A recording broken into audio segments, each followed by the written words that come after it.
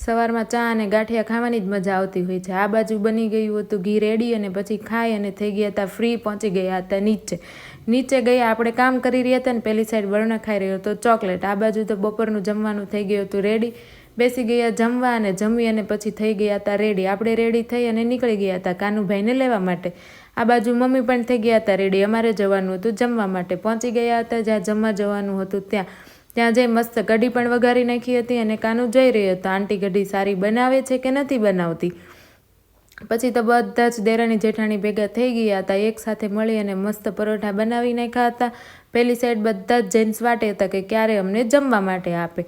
ફટાફટ ડીશ થઈ ગઈ હતી રેડી અને બધાને બેસાડી દીધા હતા જમવા માટે। આપણે પણ જમી લીધું હતું અને ફ્રી પણ થઈ ગયા હતા। પહોંચી ગયા હતા આપણે જ્યાં આજે દાદાની કથા બેઠી હતી તેમાં। પોથીયાત્રામાં તો નહોતું જવાનું પણ કથામાં તો આપણે જવાના જ હતા। તમે કથામાં ગયા છો કે નહીં મને જરૂરથી કોમેન્ટ કરજો।